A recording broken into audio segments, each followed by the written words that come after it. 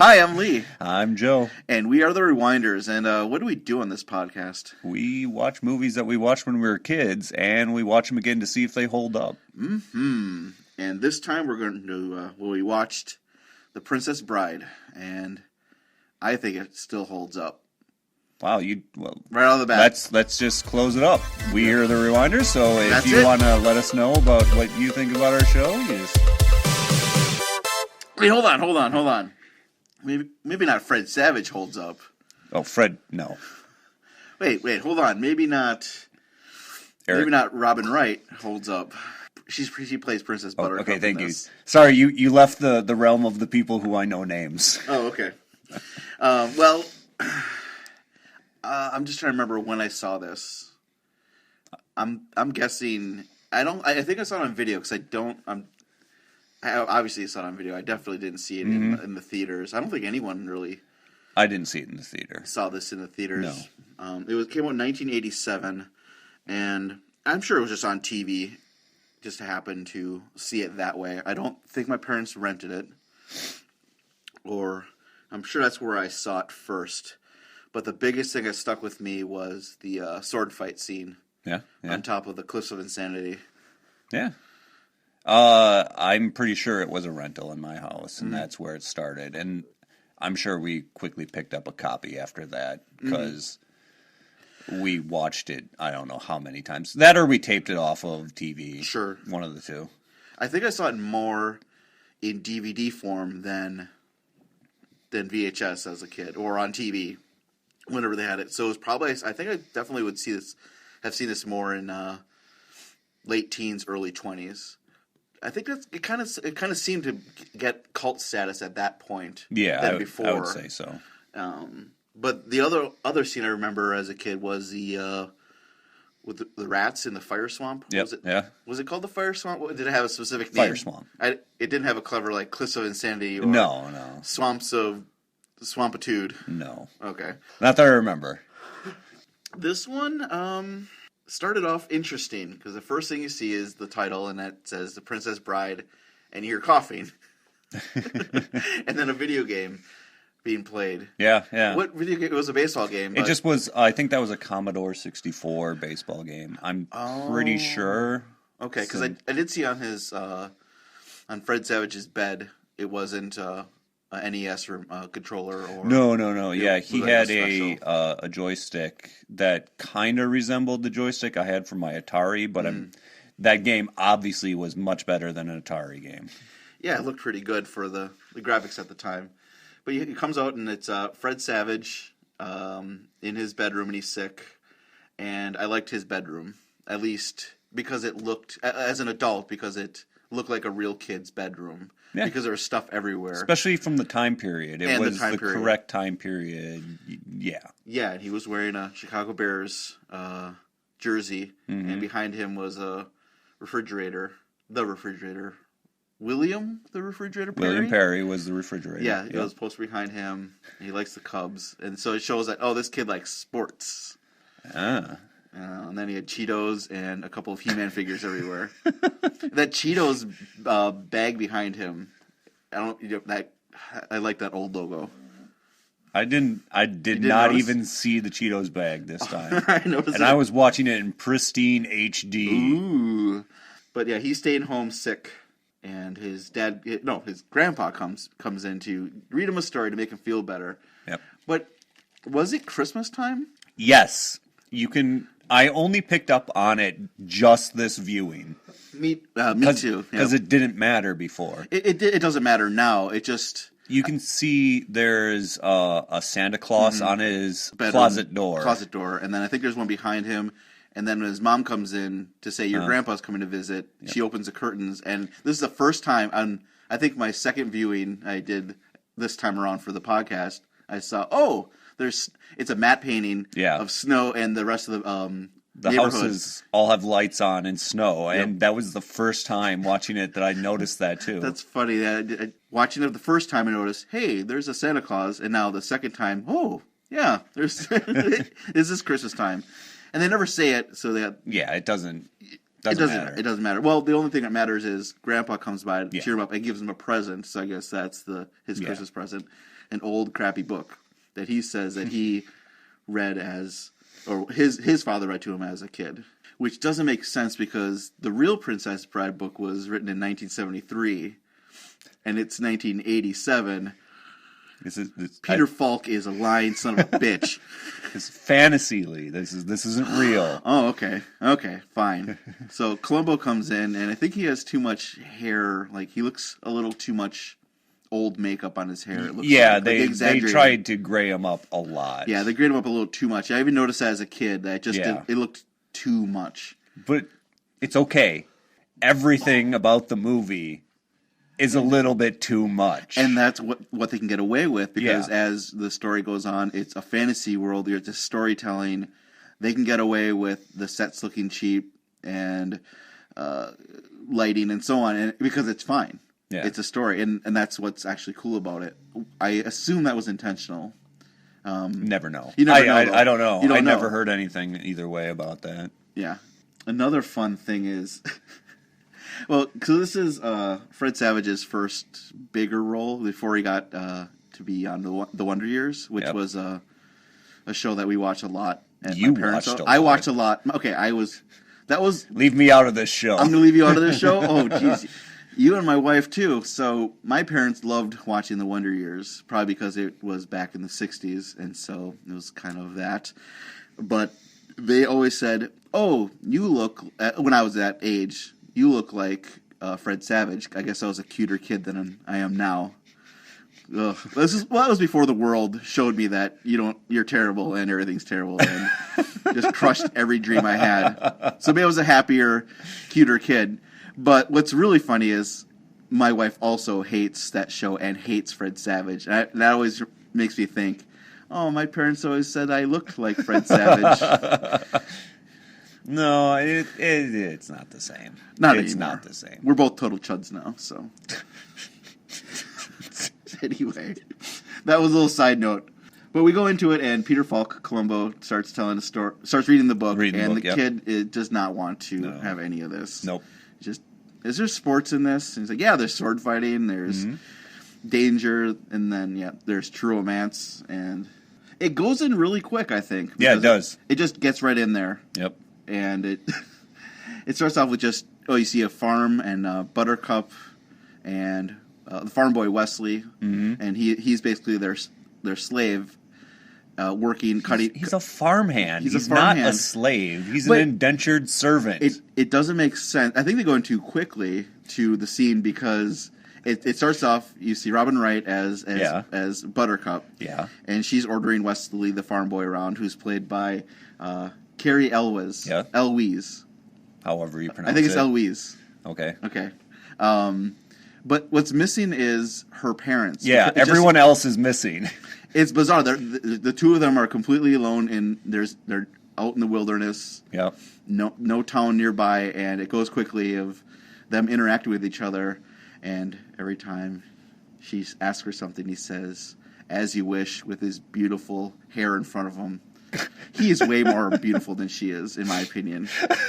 Even as a kid, I never found her attractive. I mean, I can appreciate his handsomeness, and jealousy, of course, but just so way more pretty than she is. Anyway, am I taking you off guard with this? No, I guess maybe a little bit. All right, sure. But he's more pretty than she is, and since they're the only two around, of course they fall in love. Yeah. And as a kid, okay, sure, that's fine. As an adult, why do they fall in love? Well, why are they there? Why are they there? What's going on? Her house is only one giant room with a chair in the corner and a fireplace and a pseudo kitchen kind of area. I think it's a kitchen toilet area. They combine the two together, save room. I mean, it's dirt floor with hay around. Hey, at least she's out there on her own, and she's got a farm. She's proven to the world at that period in time that she's a woman and she can take care of herself with her indentured servant. Well, she is kind of a little bit of a stronger character. She's not completely Well, yeah, they don't show that right off. They the don't bat. show it right off bat. Yeah. Well, anyway, yeah. So they are just hanging out and every time, and they fall in love, and that's when Fred Savage is like, no, stop. What movie is this? They're falling in love. I don't care. And he's no, and that's what's neat. It cuts back and forth from the movie being the story being told, and then cuts back to the framing of it. But then he assures him that it's going to be a good story, so continue on. And for some reason, Westley has to leave. Yeah. Why does he have to leave? Well, if he's an indentured servant, he doesn't have any money because he's just working off debt. And he has to raise money, basically, so that they can afford things, because apparently they don't earn anything from their giant farm they have in this valley. Not. Again, he just needs to make money for them so that they can be a thing. Okay, I guess so. So he decides the best thing to do is go become a pirate. Well, no. Oh no, he gets killed. Oh, that's right. He gets killed by pirates, and then Fred Savage says, "Getting killed by pirates is good." Yep. And that's a good line. But then it immediately, it just says that he went out to find his fortune or jobs, and he got killed by the dreaded Pirate Roberts. Yeah, Pirate Roberts. Dreaded Pirate Roberts. Yeah. And that she's now devastated. Buttercup. Oh, terrible name, by the way, too. Terrible name. Buttercup. Even as a kid, nope. Dumb name. I hate it. Can I call her something else? You are anti-Buttercup this whole time. I think she's pretty. Okay? Well, yeah. You think she's pretty? Yeah. I think seeing her now, I think she's more pretty now. She's in House of Cards now. I don't know if you've seen that. No. I'd say she's more attractive now than as a... Is she still playing Buttercup? Oh, yeah, that's all she's ever... She learned that first role, and then that's all she Never plays. said, you are only doing this. This is it. This is what you got. But now you're in the White House. Sort of like Bruce Willis. He only plays one type of character himself. Yeah. He's Bruce Willis every time. Anyway, so she says, "I will never love again. Yep. He is dead.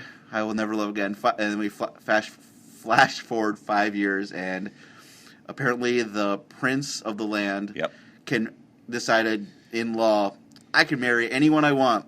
Yep. Boom, I pick her. And then she's instantly shown to everyone else in the kingdom. Yep. This is going to be my princess bride. Yep. You don't see any how she got to be there. Yeah. Well, does that have any reason or matter to the overall story? It just seemed very quick. Yeah. I guess everything's really fast right now. Remember, if we look in the context of how they're delivering us the story, the grandfather is reading this story to his grandson. His grandson is not all interested. Oh, do you think? So he's probably skipping a bunch of stuff just to get to the good or meatier things. So Peter Falk is because the story does slow down a little bit coming up here. It does quite a bit, but it's good though because it introduces three amazing characters. Well, so so you have, it just describes quickly that she doesn't love Prince Humperdinck.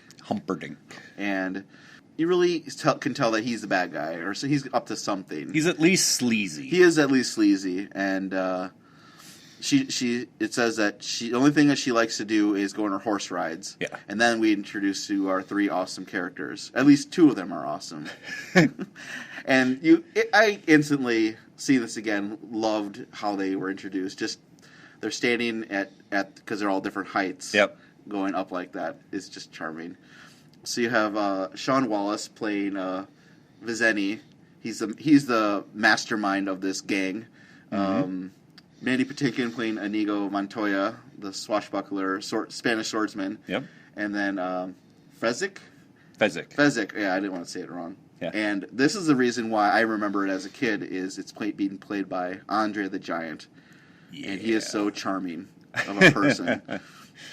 And they are there to kidnap the princess. Mm-hmm. What's funny is she's on a horse, and she stops, and they're asking, so is there we're new here, is there a place we can go? And she says, no, there isn't a place here for miles. Good, then no one will hear you scream. And she just hangs out on the horse. You can ride away. They don't have horses. They're on foot. Get out of there. Get out of there as quick as you can. Nope, she just waits, and then for a giant hand, Andre the Giant's hand, to grab her by the neck, and she faints before he actually touches her. I like it, though. You like it, though? I do like it. I see it the way you are saying it, but it doesn't matter because I think it's already been etched into my brain as a watching it for so long, for so many years, that I think it's now, like you said, it's kind of charming now. I wouldn't say I don't. I'm not saying I'm pointing it out because I hate it. I'm just pointing out because it's just noticeable. It is noticeable, yeah. But I don't mind it either. Yeah. I think it's fine. It's okay. In the it way works. that they're delivering the story, it's totally fine. Now, if this was like a super serious story, this would not work. Exactly. So their game plan is, or at least Vizzini's game plan is that they're being paid by another country that's enemies with Prince Humperdinck's country, right? Yes. And that they're kidnapping her to start a war. Yep. So they plant some evidence on her horse, send it back to their kingdom, and then they go on to a little ship. Yeah. And they're gonna just hide out with her for a while, and then hopefully the war starts since they're getting paid by this other country. While they're getting ready, they have a little bit of interaction between Andre the Giant and Inigo Montoya. How do you say his name? Inigo. I've heard it. I thought they said it two different ways in the movie. That could just be. I always wanted to call him Indigo. Indigo, yeah. But if you read his name in the credits, there's no D. It's Inigo. Oh yeah, you're right. Good interaction though, because it's just showing that the two of them. Vizzini is actually the mastermind and kind of more evil. He's even saying, we're going to kill her when we're done with this. And they say, you're going to kill her? I don't want to kill this girl. You never said, we're just here for the money. And now we're just going to kidnap her. We're going to keep her safe. That's fine. Now you want to kill her? This is not acceptable. So that way you get to see that these are the good guys. Yeah, they have morals, even though they are being put in the bad guy roles, that you can tell they're actually good guys in bad guy situations. And then they just start talking to each other, and apparently Andre's character is a good rhymer or likes to rhyme. Yeah, I have a hard time understanding what Andre is saying. I know because English isn't his first language. He's French, so and he's just so big, and his voice is his vocal cords are so different. I had a really hard time throughout the movie. Did you put on the captions so you could see how he rhymed? I didn't, because I started really trying to pay attention to what he was saying. And having seen the movie so many times, I'd say as a kid, I just ignored it and was just in awe of, look, it's Andre the Giant on screen, and it's great. Yeah. But you can tell he is, it looks like it sucks to be Andre the Giant. Throughout the movie, you can tell that he is in pain. Oh yeah, he was. That he's standing, he's bracing himself or standing certain ways, and then you realize that I looked it up that he had back surgery, I think before or after this movie. Yeah, something he couldn't do any lifting. Yeah, he couldn't even do any lifting. See, one of the strongest men in the world, and he couldn't actually even lift Robin Wright later on. We have to carry. She was on wires, and same with a fight later on. I'm making myself sad thinking of Andre the Giant. What was really good though was he really liked doing this movie because he said that nobody stared at him weird when he was doing this movie, which is nice. Yeah, I think I remember hearing that. Yeah, I remember watching a quick little documentary that was made early 2000s for the DVD that he said that he really liked it. No one stared at him, no one pointed. He was just a normal guy. So that was nice. Mm-hmm. Oh, poor Andre the Giant. But then they go on a ship to get away, to go to the cliffs of insanity, but they're being chased by another boat. Well, they don't know if they're being chased. Well, Inigo thinks they're being chased, or he sees another boat. Yeah, is there anyone following us? That's true. And Buttercup thinks this is a good idea to jump out and start swimming. Yeah. Better not swim. There's eels. Was it? Did they have shrieking eels? I think. They're shrieking eels that apparently eat human flesh. And they start shrieking just before they feast. Yeah, it's intense. I have to say, as a child, I believed that all eels look like this after this movie. They don't. No, they don't. It was a much nice thing to find out as an adult that eels come in much smaller sizes and are not all like this. You're gonna have to share the information with me because I'm still terrified of them. They're water snakes with fangs. No, Yeah, stay away from those. They're not all that. They're not all like fire hoses with shark teeth.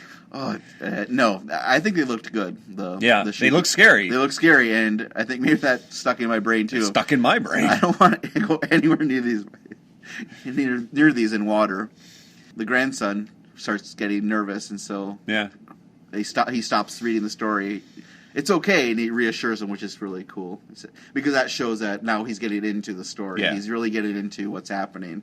As before, he said something like, "Oh, I'll try to stay awake while you read this to me." Oh, thank you so much. And technically, that probably matches the audience, too. I'd say so, too. Because around that point is when everything starts pulling you in. Yeah, you like starting to like the characters, seeing what's going on in the situation. But luckily, a big giant hand comes in and clobbers, punches a goddamn eel in the face, just whap, and then the other hand picks her right up. Yep. And puts Buttercup back into the little ship, and they continue on their way. Then we see a lot of matte paintings up ahead of the Cliffs of Insanity. You still have that other boat following behind them. Getting closer and closer. Yeah. And now they're getting a little more nervous, but Andre the Giant can pull us up the rope that's conveniently there on these giant Cliffs of Insanity. Did they No, that's something. They had to, because this is obviously something they've done before. Because they said only Fezzik is the one that's only able to climb this rope. That's true. So Vizzini and probably they had set a special it all up. harness for them. Well, I didn't know if maybe it was just like a gang spot, and they each have their own giant that does this. Yeah, so they all get harnessed onto the giant, and he's pulling up himself and 3 others. Yeah.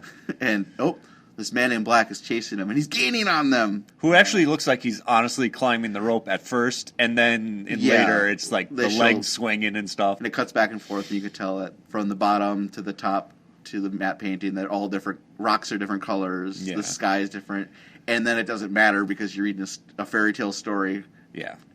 They get to the top, and Vizzini cuts the rope, and it goes down. And of course, the man in black that's chasing them is hanging on for dear life. Vizzini tells Inigo, "Hold him off, and we're gonna keep on going." And then Inigo says, "I will duel him." But with his accent, I thought he said, "I will do him with my left hand. If I do him with my right, it will go much quicker." And he's excited now. And he wants to test himself. He probably hasn't swashbuckled fought anyone with a sword in a while. And I thought this was pretty cool, even as a kid. He's showing that Inigo is honorable. Yep. Throws on the rope, brings him up, and Inigo's backstory. Yep. So his father was making a sword for a swordsman. The swordsman decided he was not going to pay for it, and took the sword and killed his father. And when Inigo challenged him, he basically cut both his cheeks and just told him off and left him. He was 11 years old, so 11. I mean, what could he have done anyway? Yeah. So, and then he vowed revenge from that day on to find the man. And the way to find him is that he has 6 fingers on his right hand. And he will go up to the man and say, "Hello, my name is Inigo Ventoyo. You killed my father. Prepare to die." And it's an amazing line. That definitely stuck to me. Like, I like this character as a kid. Yeah. I think he's a great, interesting character, because at first you're thinking that, just you get the slimiest sleazebags, bad guys, and he turns out, okay, he's put in a bad position. Yeah. They said that he was a drunk afterwards. Yep. Even though he studied sword fighting for 20 years.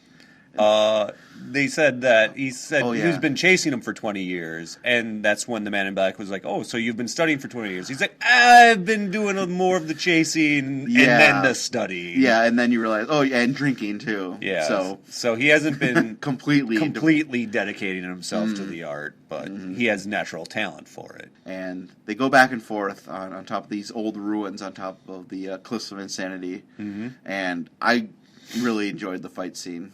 Yeah, well choreographed. Really well choreographed. And these two, I think they did all of it except for a couple of flips here and there. Yeah, I only think those are the only things they didn't do. I think they did it themselves, and it looked amazing. Mm-hmm. And they were doing, both of them were fighting left-handed, then they switch to right hand, and it gets a little more intense. But then you can see the Man in Black is obviously better. I didn't like it that he lost. I wanted Inigo to win. You don't like it when anyone loses.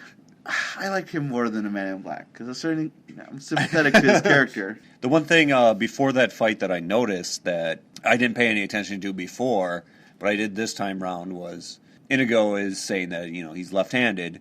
Mm-hmm. Well, his sword is holstered in a way that when you pull it out, you have to pull it with your right hand. That's true. So he's obviously lying. Now, when the Man in Black comes up, he pulls his sword out from behind, yes, and it's naturally positioned to be pulled out by left-handed. So he was prepared to bluff, whereas Inigo wasn't prepared to bluff. Well, the Man in Black is definitely, he knows his stuff. He learned lots. He paid attention. Yeah, he did. I did not notice that. You're right. So Inigo loses, and the Man in Black just knocks him out because he would rather, destroy a stained glass window than artist as yourself. Yep, knocks him out and then continues. Inconceivable. I can't believe he's still chasing. It's like the third time he said that, and tells Andre, pick up a rock, or how do I do it, or something like that. No, he said, do it your way, and he's like, what is my way? Oh, yes. I don't know, pick up a rock and hit him with it. Well, my way doesn't seem very sportsmanlike. Oh, Andre, you're so charming. Waits around some boulders and then throws a rock, but it was a warning. Does a warning shot at the Man in Black and says, "I could have killed you if I wanted to. Let's do it. Let's fight like men. Let's put our weapons down and just pummel each other." So of course, Man in Black can't do anything. Did I spoil it? It's obviously what. I'm gonna have to beep that out later. You really? I'll beep it out for you. Okay. Fine, you're making more work for me. Okay, whatever. Andre is huge. His head is enormous. He jumps on his back, starts choking him as his only way of fighting him. And Andre says he hasn't fought single combat. He usually fights groups of people. Yeah, up to 12 or something. Something like that. Which half a dozen, you maybe. can believe. Another excuse why this little guy takes him out. Yeah. Chokes him out, rolls him over. He's unconscious, still alive, and says, you're going to have a bad headache when you wake up, but until then, dream of big women. Continues on away. Flips his sword up all cool and runs off. Yeah, he did flip up his sword with his foot. Catches up to Inconceivable. I can see his real name. I never knew it as a kid. Actually, they rarely said Vizzini, it. They only mention it once in a while, but yeah. He's sitting now because he realized that he can't.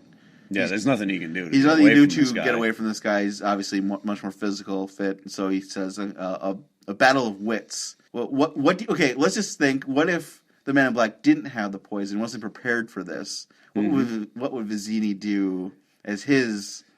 I don't know, battle of because wits? This shows that he's actually an idiot. Yes, it does show he's an idiot, which is very funny. Who knows what they would have came up with? But I think Vizzini just would have said, "Hey, what's that over there?" and then probably just tried stabbing him. I think that would probably be the best move that he's got. Yeah, Man in Black takes two crunk glasses of wine, and puts poison in one of them. Okay, you pick. Which one is it? He does do that. What's that over there? So I guess that would have been... Subconsciously, that must have been in my head. Brain. Switches the wine goblets and then drinks. And laughs, you idiot, and dies. Yep. A good, quick death, I think, was funny. Just falls down. I'm dead. Blah. Unties Buttercup, and she says, I grew a tolerance to the iocane powder poison. Yep. Iocane powder. Can you do that? I don't know.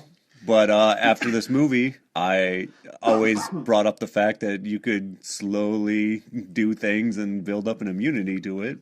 So that's what it taught me as a kid. Yep. Good thing I didn't test it. Is iocane real? No, I don't think it's real. It's probably not.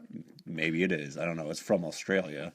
There's a lot of poisonous things down there. Everything's out there to kill you in Australia. Jeez. They start running. And this entire time, Prince Humperdinck, who is shown to be an awesome hunter, tracker. Well, they didn't show it; they just say it. Well, he's tracking them, and he's like, they're. Oh yeah, He shows. Yeah. There was a big fight here, yeah. A big master swordsman. Then there's he fought the giant and won. Yeah, and then comes up. We're behind.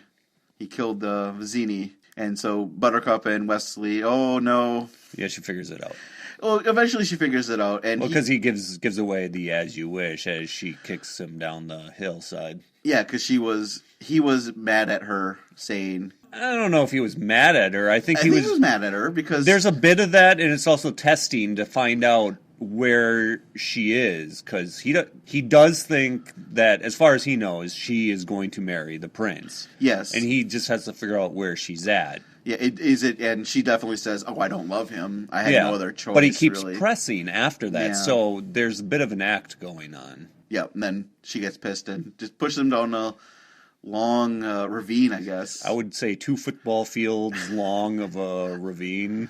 And instantly he rolls down and says, "As you wish." And then she willingly throws herself down the cliffside after him. Oh, my dear Wesley, what have I done? Dumb. God, that looks like it hurts. It looks like it hurts. Luckily, most of it's grass. There's a couple rocks to be afraid of. Yeah. So they're being chased by Prince Humperdinck, and they decide, well, we're going to go into the fire swamp And to figures, escape them. Humperdinck figures that's what they're going to do, so they're going to go around the swamp and be on the other side. Yep, they got horses, and so they go around. While you're going through the fire swamp, they're showing how useless Buttercup is. She can't do anything.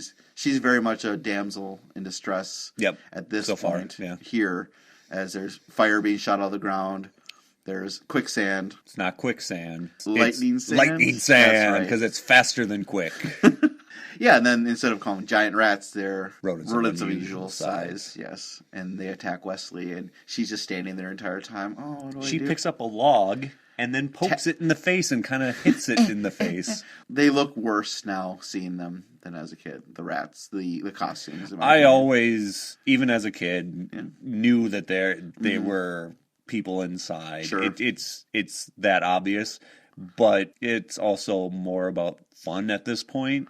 Because even the reveal of them is fun in the fact of you see them, Yes. you hear Buttercup talk about them, and like, oh, what about these? And you see his reaction seeing them, because Yeah, he sees them, but she doesn't. He's like, I'm not gonna worry her about this. Yep. Then she brings him up, and he's like, yeah, no, and It's then fine. gets tackled by one. Yep. It's fun, so it doesn't matter. I suppose so. They don't spend too much more time in there as they get out, but instantly captured by Prince Humperdinck, Yep. and she says, "Let him live, and I'll marry you." She goes away, and that's when the six-fingered man is the Count.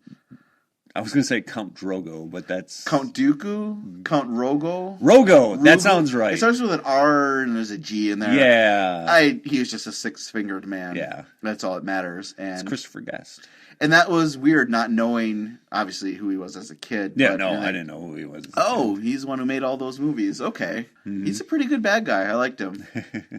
And Prince Humperdinck is the actor who plays a vampire in Fright Night. Yeah. And he's the voice of Jack Skellington in that Nightmare Before Christmas. But of course, the six-fingered man is, oh yeah, we're going to put you in a torture chamber in a side of Put a him hollow on the tree. machine. Mm-hmm. They show The him. machine. Hook him up to the machine. That just cuts back to, yeah, she has a dream. Boo! She has a dream that she had already married. Yeah, that's it's when the same scene where she was introduced, but now she's married to the prince, and at the edge of the walkway is amazingly make-upped and dressed. Her eyebrows lady. are crazy. Just this old lady witch Oh, thing, just hilarious. saying that you're such a jerk for giving up on true love. Yeah. and that's when Buttercup wakes up and goes to Prince Humperdinck, and then in the real world, now that the grandson is completely into the story, he's getting pissed off at his grandfather. Just He doesn't win. This doesn't make any sense. This is bullshit.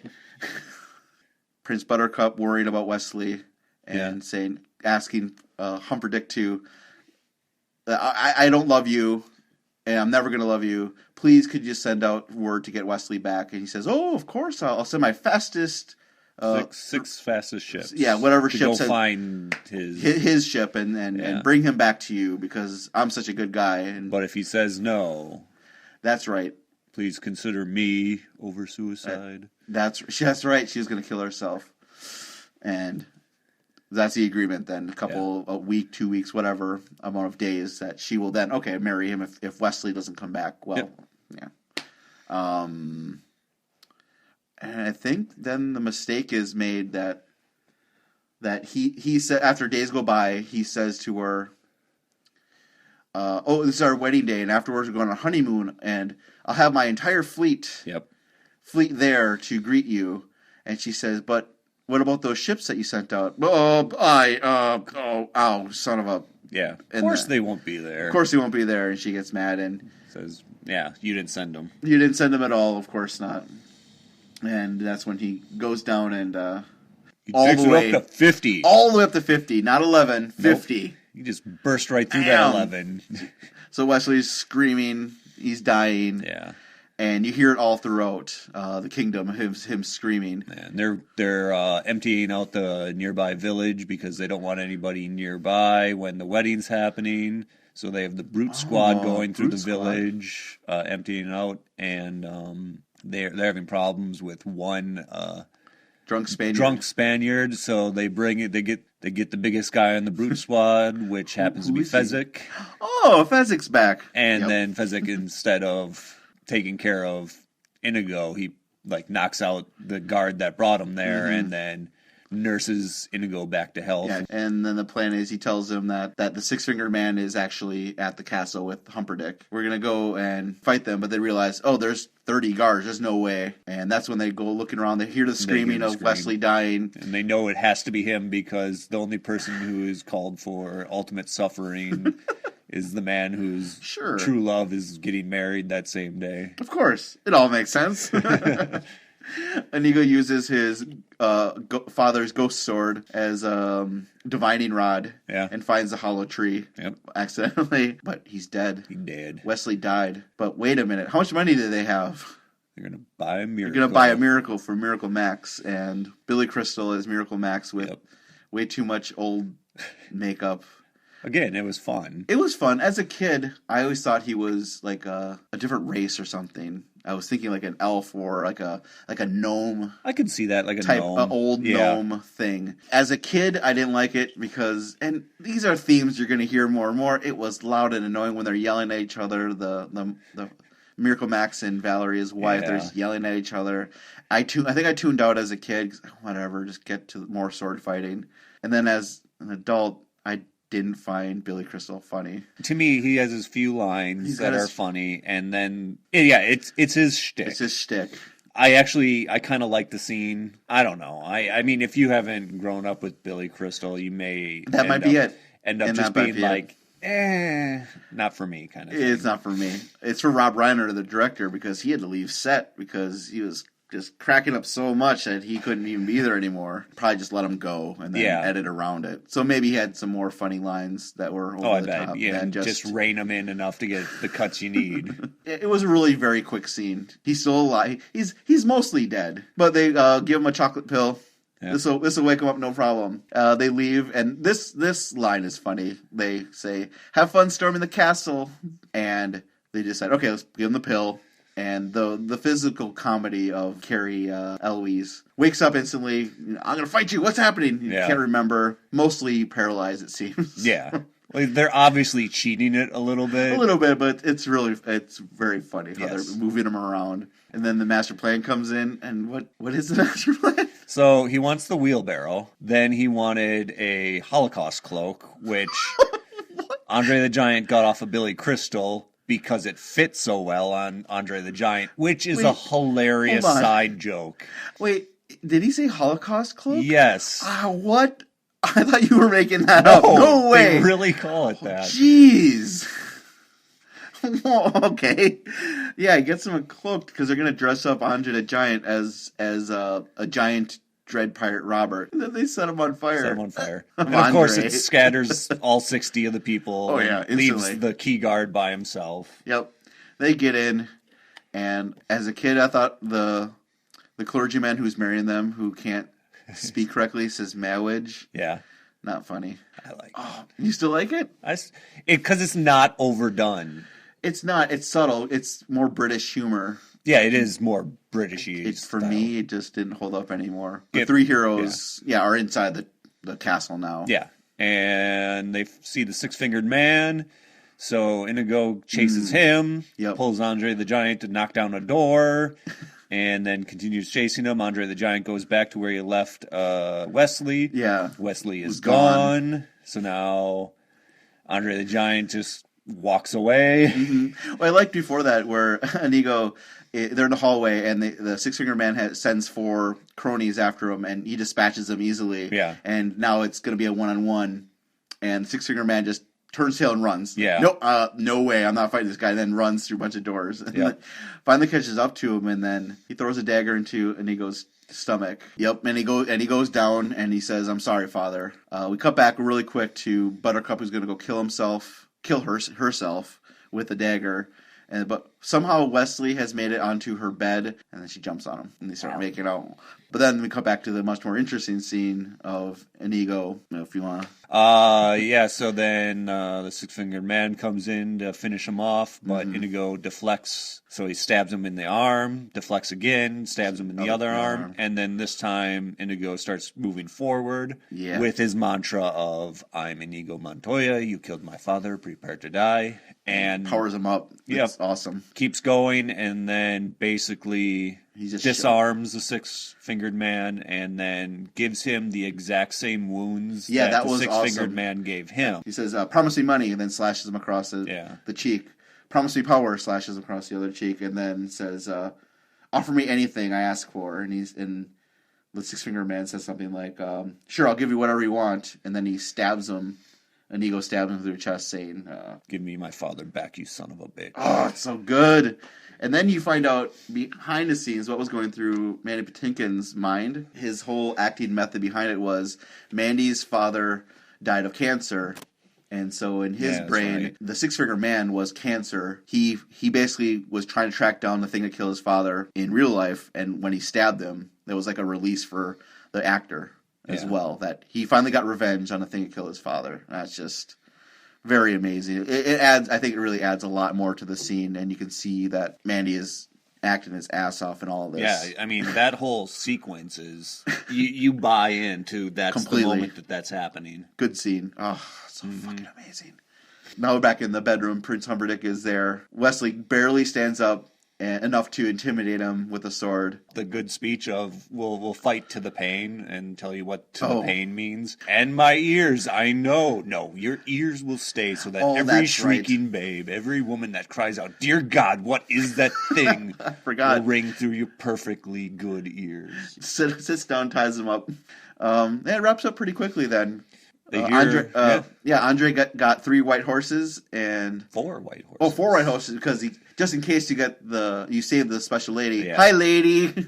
They jump on the horses and ride off. Give it a happy ending, and then Grandpa says, "Well, you don't want to hear the final bit because there's kissing," and the kid's like, "It's okay, it's okay." And then they talk about they just do the kiss, and that's like 30 seconds, and then the movie.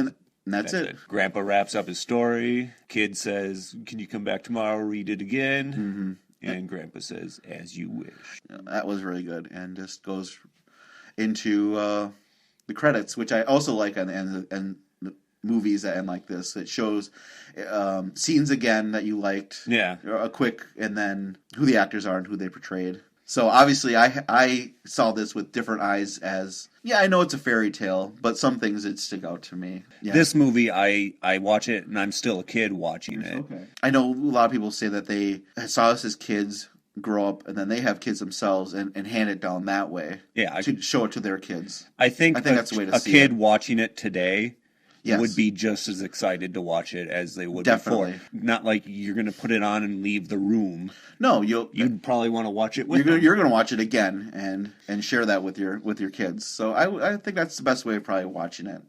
Quite a few years ago that I solidly put this one at my number 1 movie of all time. Really? Wow. And that's because it has everything, to me, a movie should have. Okay. And for me, growing up, I think Cary Elwes was kind of like a role model in this role for me. And growing up with you, I could see that. But yeah, this also really got me interested in sword fighting in the way of fencing. All right. Yep. So, if you want to drop us a message, let us know what you think. Let us know what we should think. You can go to the Rewinders podcast on gmail.com. We're also on Facebook, also on iTunes. Download us, rate and review. see what you think. Subscribe would also be awesome. Prove to your friends that you listen to this. That'd be greatly appreciated. How do we wrap up this one? Do we say catchphrase? Oh, we're just gonna catchphrase. No, not catchphrase. Like as you wish, or anybody got a peanut? Oh, there we go.